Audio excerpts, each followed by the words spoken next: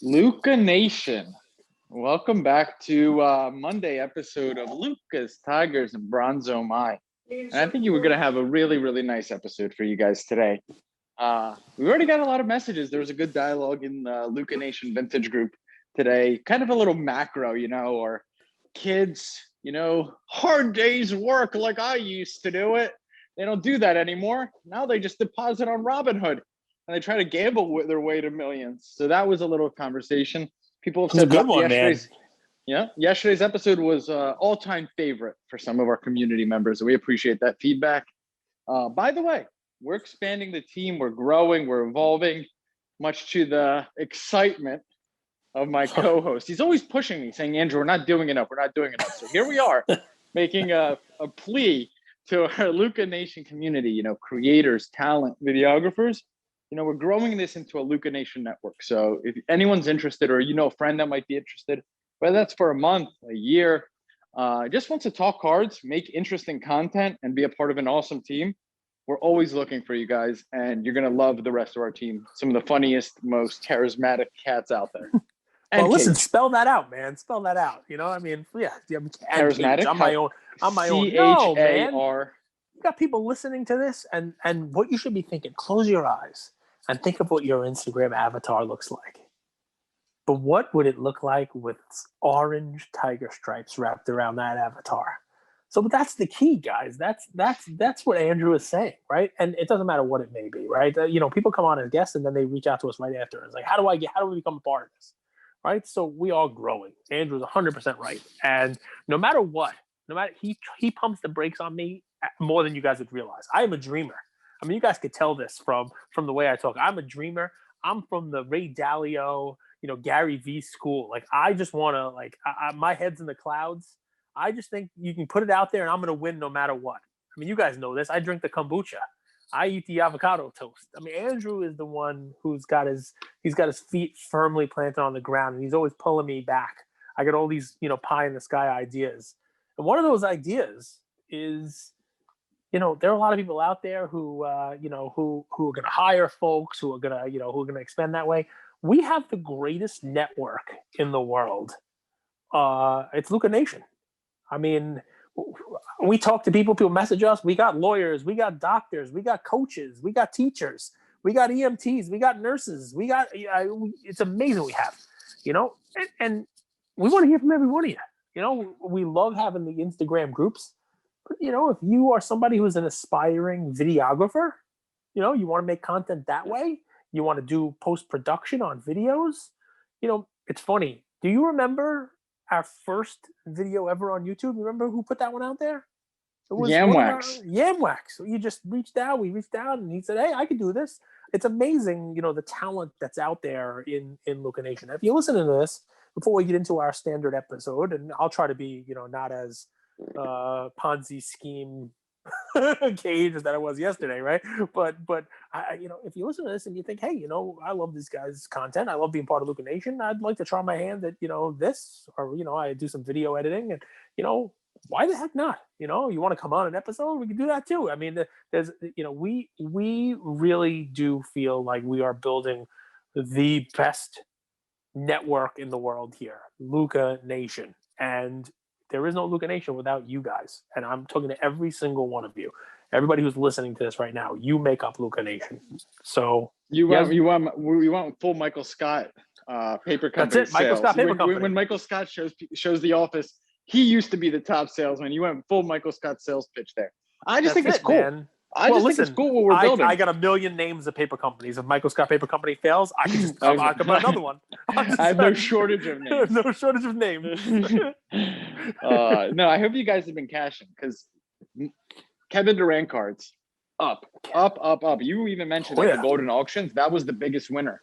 All those Kevin Durant cards hitting not just all-time highs, almost like 2x what they previously sold for. So Durant, and I called it, just a few weeks ago when I said, buy the white border one, 2007 tops. He has the black border.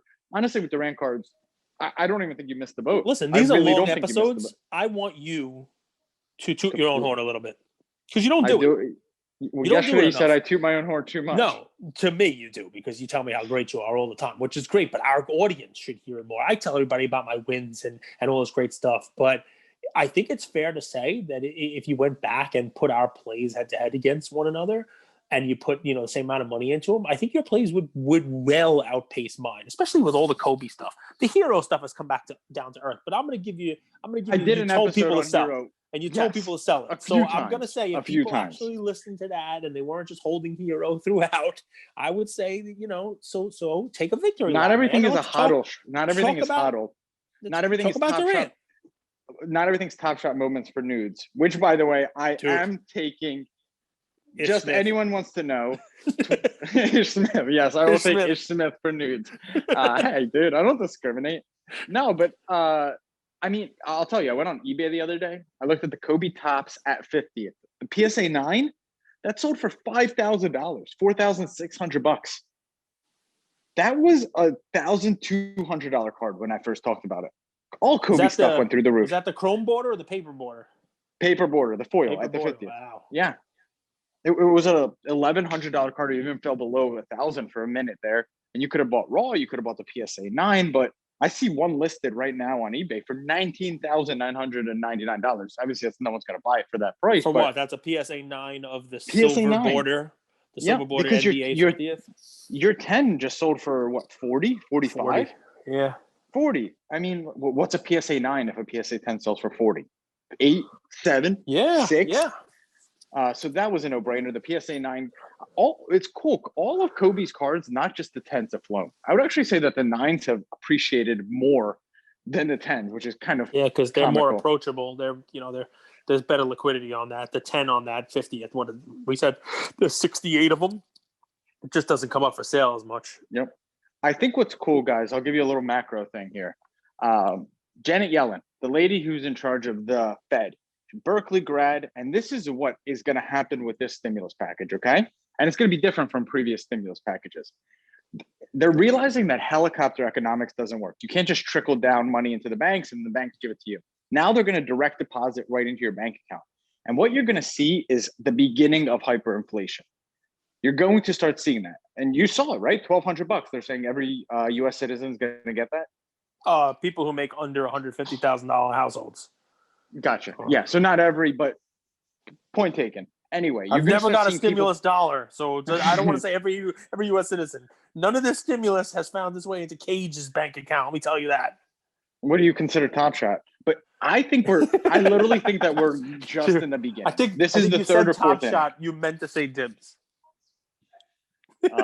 I'm gonna check out Dibs. My profile just got approved. The point is, you're going to see more spending, more gambling, more whatever we call it than ever before. Now, I'm not saying that we're, in the first inning, but I'd say we're in the third or fourth inning. And I think what's a cool play, and this is going to be my play here today, is fractional shares. I think you're going to see insane record prices for very iconic low pop cards.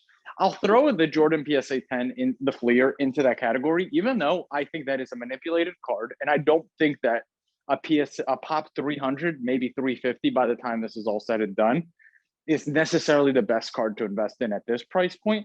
But I would say right now, if you've been waiting to get into fractional shares, I think it's the time. And I did it for myself. I got the 1939 Ted Williams play ball card, PSA 8. It was $32,000. I put $500 in. And here's my play. Here's how I would play it. You could find your own iconic cards on there. I wouldn't go modern. I would go iconic. I'd go vintage. I'd go low pop. I'd go very desirable. And I would worry less about, I could put $1,000 into a Dwayne Wade and get a ton more shares, or I could put $100 into a Mickey Mantle PSA 8 Topps rookie. I would go as iconic as it comes, and I would use that investment to feed future investments, because I don't think there's anything that's more of a sure thing right now, Cage, than low pop iconic cards. I literally don't know what's more sure of an investment than those cards. They haven't moved as much as the other cards, and they're. Does it matter on the sport? There are people out there who say baseball doesn't move like basketball moves. Do you care? If it's baseball, it's got to be like real iconic, like top 10 players of all time iconic, or. I think so. depends on kind of your risk tolerance, right? Like on the Bro Namath episode, he said be ahead of the curve. So baseball hasn't moved yet, right? Yep. It's not that baseball doesn't move. It just hasn't moved yet. So you can be ahead of the curve. I think vintage baseball, Honus Wagner, Babe Ruth, Mickey Mantle, Ted Williams, pre-1960 cards are going to be the ones to move next. I just personally do. I don't think you could go wrong with those cards because it's not necessarily the card. It's not necessarily the player. It's more so the art and iconic and the story behind listen, it. Be careful with it, right? I mean, I'll tell you, and this is funny because our bingo board, maybe we'll distribute the bingo board on this week's email. Our newsletter for our website. Maybe we can get permission from the creators of the bingo board, and we'll distribute it as the bingo board. They always say we agree with each other. Great play. They say great play after all plays. So I like the fractional deal, but I'm gonna tell you guys a conversation I had with Gary V when I posted a bunch of my old baseball cards. My vintage baseball cards, and one of them was a Yogi Berra 1948 Bowman rookie in PSA 9. I think there's 110 owned by the owner of the Arizona Diamondbacks. And I think there were 9 at the time, maybe 10 9s. So we're talking about like the highest grades and the lowest pops of somebody who has won more championships than, anyone in baseball. And, is one of the iconic names. And you know what he said? He said, sell it quick for basketball. And so, and it wasn't really that he had a problem with Yogi Rightfully Berra. so, that was 2 years ago though, right? It was 2 years. And but what's funny is that card was sold to get the money for the Michael Jordan card. So how right was Gary? That was part of the deal that I sold a big deal to get the money for my Jordan. But so I guess what I'm saying to you is I also sold a Hank Aaron rookie card at that time, which I think might be a mistake. There's a difference between, and I think this is what you're saying, right? Iconic, low pop, high end of the guys with stories. Your Ted Williams, Babe Ruth, if you got fractional on that, Hank Aaron, Yogi Berra, unless you're like a huge Yankee fan, he doesn't fit that category, even though it's iconic and it's low pop and the whole deal. So I think what you're saying is 100% right. With baseball and with basketball, I guess to a certain degree, you don't want to be buying like Ray Allen cards. You want to make sure that you're buying that iconic stuff. That's that's actually the exact point. Right now, people are being priced out of the really high end cards, so they are going for Ray Allen. They can't afford a LeBron, so they're like, "I'll get a Ray Allen logo," right? Yep. Because that's a two. But I would say instead of doing that, go on collectible, go on rally, and get a little bit of a percent share of an iconic card versus gambling on third tier players. That's exactly what I'm saying. Yep. And I'm saying use that money and like. Turning your 500 into 1,200, it seems innocuous. I always use that word. I think I use it wrong all the time, but I don't care. But I think it's a big deal, especially if you do, 5, 6, 7 of those trades. You don't even have to sell because that you're already in profit, and you could start deploying other capital into maybe more risky assets. So insignificant or inconsequential. It seems that, but it's not. It seems, but it adds up. Uh-huh. And here you have a sure thing right in front of you, and it couldn't even get easier because you don't have to buy the card. You don't have to have the card shipped to you. You just go on there. You could even buy second market shares, right? It's not just getting the IPO. You could buy the shares off someone else. So you go on there. You're like, I think these cards haven't moved. And this is an iconic, for example, I don't know if they have a Mickey Mantle PSA 6. Buy someone shares. That's a great bet. Less headache, more upside than a ton of other cards. And I think we haven't even considered or begun to see some of the premiums on those fractional share cards. So that's my play. A little different. I like it. And Mantle, those cards, they just don't go down. I mean, they don't go up 10x like some of the other cards, but they just don't go down. So yeah, it's pretty safe. And if you happen to catch it, the fractional might be the thing that makes them go up, make that big jump. So I like the idea. I do. I'm going to swing it in a different direction. I watched the All-Star game. And maybe Conrad and I will slice this up on an episode, going forward, because that NBA All-Star game was interesting. But you know what I saw in that game? And I'm not going to tell you to buy this guy's cards because they're going to be as hot as they can be. I saw how great Steph Curry is. I mean, that dude, he can flat out ball, right? But I'm not telling you to go buy Steph Curry because everybody's buying Steph Curry. He won the 3-point competition. Ian was going crazy. He won it on the last shot. He won it on the money ball. He was all excited. And, he's so unbelievable. Why do you think Curry doesn't get enough love? Because he's playing with, the same time as LeBron. He's playing, with some of these other guys. He's playing at the same time as LeBron. If LeBron wasn't playing, it's kind of like, Mookie Betts, right? If there was no Trout, everybody talking about how Betts is one of the GOATs of all time, right? So my play on it though is, while everyone's looking at Steph, I thought to myself, what's a good play on Steph going forward, on Steph's success going forward that people aren't making now? I thought to myself, Clay. why isn't that's my boy? So I'm thinking to myself, Wiseman's going to be better next year. Steph's going to be fantastic. The team's all right. He might take them to the playoffs. He might not. They're probably going to get a decent chip, in the draft, because even if they make the playoffs, they're not going to go any place that far. They'll probably get a decent player. They'll probably be able to sign somebody. It's a team that when Clay comes back next year is going to make some noise again, right? In the West, LeBron will be a year older. Who knows? Maybe he'll trade for Luka at the time. Maybe it'll be LeBron, Giannis, and Luka. What if he retires when he loses to the Nets this year? Blake Griffin really puts them over the top. So, but more importantly, right? I think Clay is ridiculously cheap right now. I was looking. I don't want to misquote, right? I was looking at the Klay Thompson Prism. You want to get an RPA. You can get an RPA. It depends how much money you want to invest in Clay, right? But I was looking. In the last month, we're talking about in January and February, they're all over the place. But his PSA 10 Prism has sold for as low as in the six and change. It's really crazy. I've seen 700. Now, more recently, I see him at 1,100, 1,200. I see some, though, that are on eBay now with 1,200, 1,250 or best offer.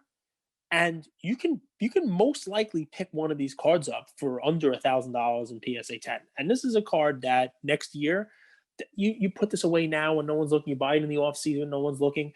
It is a card that is going to be double that when they are making their playoff run next year, right? And you know what? That doesn't sound like a lot of money, right? Because everybody's used to 10x. But this is a card that's going to have very little downside because it's already been beaten up. It's already been taken down 3, 4, 5 pegs. But it's a card that it's not going to go down from where it is now, right? It's a rookie. It's low pop. It doesn't have the same risk that one of the more recent rookie cards would have. The Prism 18, 19, 20 Prism is going to have with 5,000 of them. Not a ton of them PSA 10 graded. And it's one that people will flock to when he's finally back and making a playoff run. So I love Clay. I know you like Clay. That's my play. And I'll tell you a couple of other ways of doing it, right? Those 2012 Prism cards, they kind of have fallen a bunch, right? So if you want something that's a little more immediate, right? They're going to start playing again and they're going to start playing meaningful games. If you weren't impressed by Steph, you could be impressed by Giannis and that stuff too. But how about Dame, man? Dame is underappreciated. I don't know if he's ever going to win a final or even win a championship. He might have to team up with somebody to do it. But they're going to be playing meaningful games also. That guy's always in the MVP conversation. He's always hitting crazy shots. Always being talked about. And now I love him even more because he was talking about Top Shot, how they should Top Shot his All-Star game winner. Hey, now. But Dame's 2012 Prism is ridiculously cheap too. You're talking about, the same price range for these cards, right? I saw one sell in February for $1,190. I saw another one sell in February for $1,170. Now, I see some recent ones sell for $1,500, but these are not ones you have to jump on this second. There are cards that, that Dame was over $3,000 during the bubble when he was doing his thing. So, the card's half of where it was. I'm trying to bring a couple of things here with these plays, right? Because if you don't like those, you don't want to spend that kind of money, you can always do a 9 or find your own player. But our value, our fun, there are not a lot of people out there telling you to go and buy fractional shares of all-time greats. That's a great play, right? Because what Andrew's thought is that you don't even have to pick the right player. The fact that you're going to get in early on fractional shares on an iconic card, the fractional share market is going to cause the prices to go up. That's going to cause these iconic cards to be more, and you're going to be able to ride that wave up and be early on it. That's smart, right? I'm trying to tell you, look where other people aren't looking. The fractional shares is one of them, right? People are afraid of it. People don't know it yet. I think it's a no-brainer, right? People are looking at baseball cards right now. I'm selling Tatis cards like they're going out of style. People are looking at your LeBrons. You're gonna make a run. People are looking at Durant because the Nets are gonna win a championship. I tell you yesterday or 2 days ago, start investing in football cards because no one's looking there right now. Clay is a nice way to stay in basketball, but also a player that no one's looking at. And the 2012 Prisms, I've talked about these. If you listen to this podcast more than once, you've heard, as a set I'm in love with. But if you go one step further, you go the rookies from that set, forget about it. They have been lumped in. Forget about it. They've been lumped in with this more recent over-popped Prism cards, and they should not be.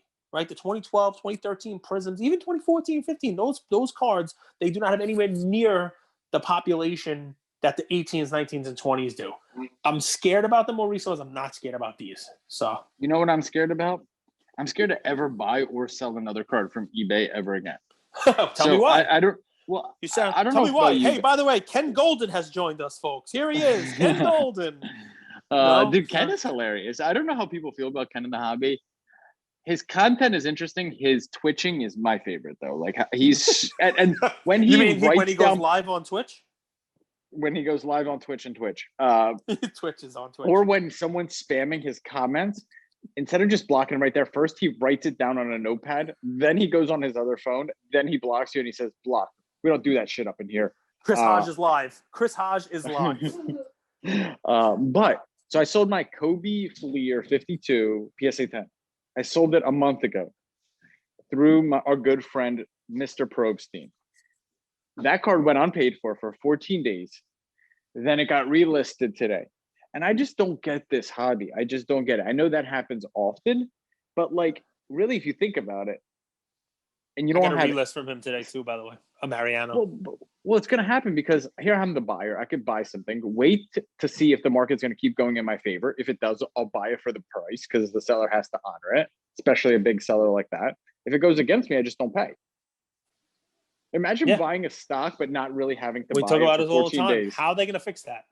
I mean, PWCC is trying, right? Their marketplace has no returns now, but I mean, Yeah, but they still allow private bidders. They're eBay scummy 1, PWCC scummy 2. What I'm doing is just as much as possible, I think of those as gambles. I think of Top Shot as a gamble. If they could turn off the marketplace at any time and then turn it on at any time, it's a gamble. I can't trust that marketplace. So I'm going somewhere where I could trust my money. It's frankly that simple, because what we've seen is higher end cards, the ones that shouldn't be shouldn't appreciate it as much as the lower end gambles, actually have gone up more. So what am I here dabbling in the kiddie pool where I can be swimming with the adults? I like it. So you're going where your money is safe, and that's why you're in Mexico. Yeah, I just don't want headaches, man. Oh, this card wasn't paid for 14 days ago. Let me relist it. Oh, private bidders all over PwC. Oh, Photoshop Tom Brady $1.2 million card. We're eBay's biggest seller, but all of our big sales are off eBay. This hobby is just a calamity, but it's okay because we don't want regulation in the hobby. If regulation came in the hobby, it would soak up all the profits. It would be even more nonsense. Listen, I think there's a place for all of it, right? And I think there's a place for that for eBay too. And you're right, it's a risk. It's a gamble if you want to take it selling on eBay. But what's cool about it though, Andrew, you have to admit our hobby this year now has so many more avenues to sell so many different things, whether it's Star Stock, who we'll talk about tomorrow. I got to send them more cards because I'm running out of cards in my collection. I'm selling all my stuff. Whether it's the fractional shares through Collectible or Rally or anybody else, whether you want to go with Probstein or PWCC, you got eBay. It just there's a lot more. I'm going to list on Star Stock, Cage. Yeah, that's it. So we're going to talk about this tomorrow, but since you brought it up, like, if I had a mid to high end card, why not at least list it on Star Stock, right? You can list it on eBay, but you can list it on Star Stock, and here Star Stock takes 5%, and you get paid right away, and it's instant ownership. So that's a no-brainer. It's just a no-brainer, and we'll talk about it more because we talked with Scott. Star Stock is getting caught up on their what are they? What like a backlog, right? The intake. The intake. That's what they call it. So we'll talk about it more in the Star Stock episode, but definitely a good point. Love it, guys. Listen, we appreciate you, and our call for for help. It is a real one, right? We really love growing with Luca Nation, and if anybody out there has any interest in what should we say, lending a hand, testing your metal, trying to make some content with us, please, we'd love to have you. I think it's a blessing, man. When I played college soccer, I missed the moments of playing the games, but I also missed the locker room. And I think we have a freaking hilarious team. If nothing else, our content meetings are funny. They're full of ideas. They're full of banter. Cage told a story today of like a reindeer or some shit like that. So who even knows? It was a Hanukkah story in March. Yes, I have a tendency to derail our content meetings. So if you're interested in that, let us know. No, seriously, guys, we love each and every one of you. You know, some of the coolest stuff that we have, had happen is people reach out to us and say, how do I become a part of this?